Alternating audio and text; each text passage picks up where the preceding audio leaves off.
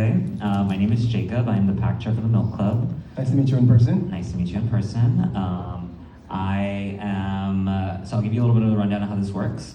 You'll have about a 2 to 3 minute intro to introduce yourself, your name, the race that you're running for, why you're running, and then we will open it up to membership. It may ask 1 or 2 questions, but then we'll open it up to membership to answer questions. So that all sound good? Sounds good. Okay, awesome. Let's take it away. Go ahead. Hello, everybody. My name is Pearci PJ Bastiany III. I'm from San Jose, California. I'm currently a USF Master's in Public Administration graduate student, going into my 2nd year. Going to be graduating in May with straight A's.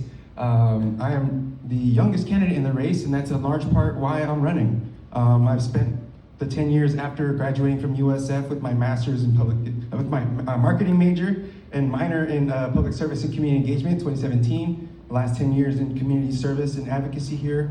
In particular, a fun time going to the Pride Parade, being with the USF parade contingent twice, with Mayor Breed's contingent 3 times, and with the Supervisor Mahmoud last year. So I've definitely been supportive throughout my entire time being in San Francisco. But again, during that time, I was always told, oh, when you have more experience, we'll hear you out for ending homelessness. It was what I was passionate about. But here as a candidate, now the big guys are listening to me in the policies, except now the policies are backed by MPA research and straight A's in grad school. So thank you very much, and a shout out to my girlfriend who worked for the Department of Public Health HIV transgender team, and they were very helpful in teaching me, the clinicians there teaching me and some of the issues to be able to be aware of. Yeah, for sure. That is very important. As you know, we had a huge budget fight over HIV funding and just access to HIV healthcare. I am curious, how old are you? 31, and I'm proud 90s baby. Okay, period. Any questions from our audience? I'll go to Sean. Come on. What race are you, what seat are you running for? So I forgot to mention, oh my goodness, District 10 Board of Supervisors. Thank you for that question. I feel like I thought I heard you say it, but I just know. It's all the emailing that I've been doing. I'll ask you this question that I asked DJ. I've seen a lot of renderings about the development of like the eastern shoreline, right, and making it. They always talk about it as it's San Francisco's one place to build a shit ton of housing. Sorry, excuse my language, but like, it's like prime real estate, right? So I'm kind of just wondering, like, what is your stance on that? And then, what do you think about like the issue of funding specifically affordable housing and trying to make that a reality? I'll try to piece out 2 answers out of there that I really want to make sure get across. The first and foremost, me personally, if I could wave a magic wand, I would completely cancel the Leonard 5 Points housing development plan. I think it's absolutely atrocious that they would push that down the community's throat when the Navy hasn't done the cleanup job properly to ensure that the housing delivered is going to be with no issues later on. So first and foremost, they need, in my opinion, we all need to go to Congress and have Congress rewrite the legislation to have the Navy do their jobs more accordingly. They're only working off of the legislation they've been given, which is the BRAC, B-R-A-C. And I've talked with Michael Pound with the Navy, so I understand now it's no use to try and bang our head against the Navy and complain with them, still hold them accountable, but they're operating under the policy. I would change the policy so that we would have phyto remediation to heal the shipyard. We would have turnkey housing developed. We would have maritime cargo shipping, shipbuilding back. We can have retail again back over there. We can have our own hospitality, everything built turnkey, above grade, not touching any of the serpentine rock. I have a lot of faith in Hunters Point Shipyard. I think it's our Wakanda, and I call me John Marshall. I found the gold in the Sacramento River, and that's called Hunters Point Shipyard. We're gonna turn it into Wakanda, but first we gotta kill bad policy.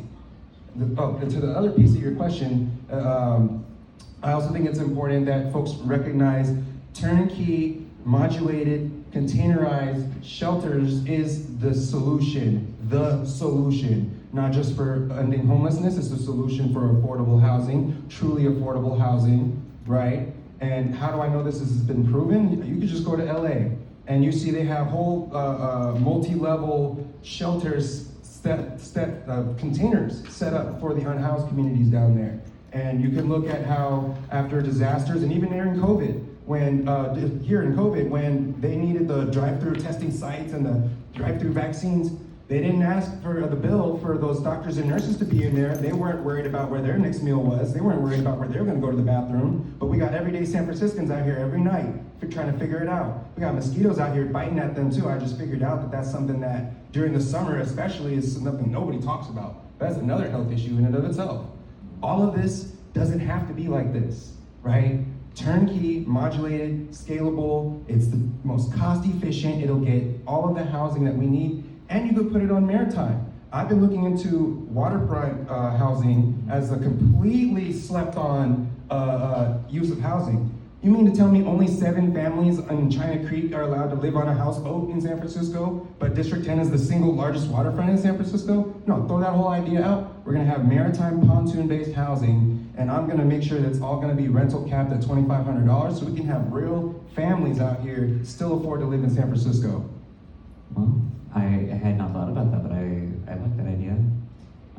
It looks like Asia has a question.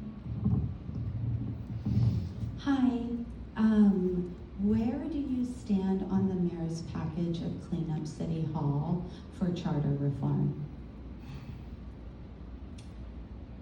I'll start by saying this. And this is what I've learned from being in Masters of Public Administration. The field of public administrators is a very respectable field. If you don't have an MPA and you are working in a city government job where you have like oversight over taxpayer dollars, you're doing everybody a disservice. If you don't have an MPA, get out of City Hall. You don't know what you're doing. I paid a lot of money for this degree program to find this out. They don't tell you this in college, that all the real how to run government is public administration. So to your question, I don't think anybody should be touching that city charter if they don't have an MPA attached to it. Now, in the questionnaire, what I've been really pushing for, and in many of the questionnaires I've been answering for different orgs, is that there should be an SF State and USF joint MPA advisory council, advisory committee or something. So any type of policy that's gonna come up, any type of amendment change to the city charter, anything that's gonna deal with all these bulky words, right? The big fancy degree words, right? Let the MPA people look through it, they'll give their recommendations, and we can all feel more comfortable that they're gonna be like sound decisions that are being made here. And it's not just somebody just, I think this will work out, let me try this. Actually, we're going to deliver on this because I think it's going to work out. Because everything always works out for me. Everything always works out for me. I wonder why. It wouldn't happen to be because I'm related to anybody in particular, but everything just always worked out. We're just gonna figure it out. And that's how we'll deliver. Yeah. I want to push back just a little bit there. Specifically, I mean, I think one of the issues that this club cares about, because a lot of the initiatives that we do support are put on through voter initiative, and that requires getting, I mean, arguably getting 12,000 signatures, it's a lot of work. What is your thoughts on the requirement to up that amount to around 8%? I'm glad you brought that up. I think that's very problematic that they're trying to change that. It's already hard enough to put a ballot initiative together. First of all, I commend anybody who cares enough about civics to get their friends together to write a policy of any kind and get enough people to care about it and put that forward. That takes a lot of effort. I'm trying to do that right now to help change the shipyard. It takes a lot of effort to sit here and figure out the big words in the policy. Yeah. So absolutely we should keep that, at least that, the same. If anything, we should encourage more people to get active and care about government and try to help the government write better policies. Because sometimes if they're not writing good policies, the people gotta go out here and write a better policy and send it up the chain and make them do a better job. Lawrence, and then Tree, and then Des Moines. Sorry. Just a quick clarifying question, because I understand a lot of what you're saying, but the propositions are in for November. So on the trio of charter amendments, as they are finalized on the ballot, yes or no? I would vote no on anything that's gonna be changed. Like I said, anything that's gonna be changing that hasn't been already vetted through the proper channels that I've been saying, they need to cancel it and go back to the drawing board. We don't have to be forced into a yes. We do have consent too, right? On policy, there's policy consent. If you don't like what they're trying to push down, you could just say no and make them go back and do it again. And trust and believe, my professors are making us go back and do it over again. So if they've got to make me go do that, you best believe the people who actually got the job better go back and do it better. Thank you. Two questions. The second one first, and that is, you indicated a cap of $2,500 for rent. How would you accomplish a cap? So when you're able to create the supply, you're able to also set the price for the demand.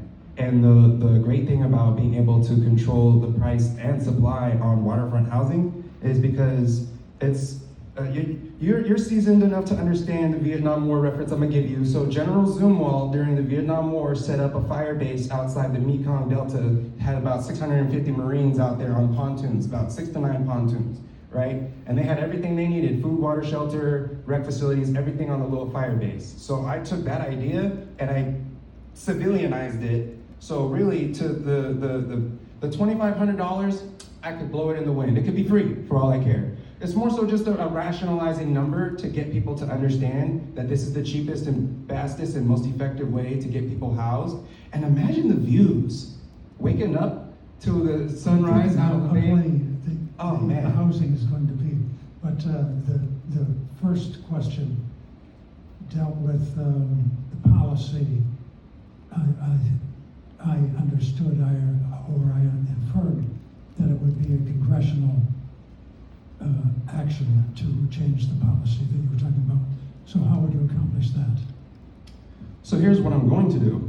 I got myself a little deadline between now and election day to do exactly what I'm saying because this is important, that important to me. Prior to this, I had already been writing to the Secretary of the Navy, the old one, to have him come out here and change it and this and that, and then he got fired, so that was great. So after I met with Michael Pound, again, it goes back to the policy. I already wrote the policy. I just want to go back and double check and triple check before I go over to DC. But yes, I will be going to DC and be contacting everybody on the Congressional, House, and Senate Armed Services Committees and the Veterans Committees, anybody that has to touch with anything military, anything, right? I got the time. I'm gonna email them all my policy that I personally will be writing, and then my campaign manager and I will be going to DC at least once between now and the election, and I will be a one-day lobbyist to as many offices as I can. And I will be pushing this policy and inviting them also really to come here to the shipyard. Come, because here's the thing, if y'all didn't know, we don't like Trump and all this and that. We're gonna talk about policy right now. The Maritime Action Plan that has been put forward has a provision in it called a Maritime Prosperity Zone. That gives tax incentives and other government incentives for corporations like the one that I own to reactivate historic shipyards like Mare Island and Vallejo. They are trying to do that over there in Mare Island. I'm just putting it into the policy to put that over here for the shipyard. The longshoremen I already talked with them, they already understand as well, the deep berths for cargo shipping is at the shipyard. The Port of San Francisco, and I did my final thesis on this, does not have in their strategic plan or their vision or mission anything about maritime cargo shipping. Why? Because they completely sold out to tourism. They are a cash cow, they don't care about cargo shipping. They will let Pier 90-something whatever rot before they put any more money into investing into the infrastructure. So to the legislative policy, yes, congressional action does need to happen to allow us for shipyard, Hunters Point, for the shipbuilding. It's gonna have lots of jobs for the cargo operations, which is gonna help the Teamsters, the longshoremen, the operating engineers, right? But the Port of San Francisco too, right here, they need to get their act together. You're a port. Port of San Francisco's primary revenue is port cargo operations. We are the Port of San Francisco. This city is San Francisco because of the Port of San Francisco. So don't tell me that, oh, we can just make all our money on these cruise ships, and the cruise ships are the most important. No. We are in the middle of probably the most pivotal time to pivot San Francisco back to its true roots of cargo operations, yes, maritime, and yes, pay for all of our debt. I'm telling you, all of our debt could be paid by cargo operations. I'm not kidding you. It's $1 trillion operation going straight to Oakland, right here, every single day. Long Beach, California is the #1 port in the nation. And we have the most strategic West Coast deep berth dry docks at that shipyard. It's in the museum. I'm not making this up. So it's not rocket science when I'm saying one, we could make our money back on all of our debt with cargo operations, yes, to get the government to help us out with the shipyard, but also to challenge the Port of San Francisco to wake up and stop selling us out to these tourists who are not gonna give you no real money. Bring back the cargo operations, which will help us bring back jobs. It would have been great if I was 18 years old going to USF and I got pulled into a trade union and I could go be a longshoreman and I wouldn't have $40,000+ of debt, right? But that's not how it works because the city sold out to tech, the city sold out to AI, the city sold out to the tourists, right? We're on the rise because we got a Jollibees now, but we don't have working programs. Yeah, well, let me again finally have my chance to be the young person in the room to tell all these grown folks who think they run things and know what they're doing, this is how to do it. I know good policy when I see it. And I got an A on this project too. Awesome. We are at time. We're gonna transition to a break right now, but thank you, PJ. Sorry, there's just joking around with some folks that D10 has a lot of acronyms. Folks with acronyms. We got a PJ, we got a DJ, we got EJ working for the mayor. We got JR. Good JR, right? But yeah, no, I just want to say thank you. I appreciate you coming here and sharing a little bit more about who you are, your candidacy, the plans that you have. Just to kind of close out the way that this is going to happen, we will have our vote tonight. It'll be public, hoping by Monday. I am quite busy over the next 48 hours. But then our final vote will happen on Tuesday, and that will be at our general membership. That's our final endorsement vote. So we'll make you aware of that. Awesome, thank you very much. Awesome. Thank you. You'll have me, as a martial artist, I have to give you a proper bow. That's respectful as a black belt, this is what we do. Thank you. Thank you all. We're going to go into a break. Our next interview is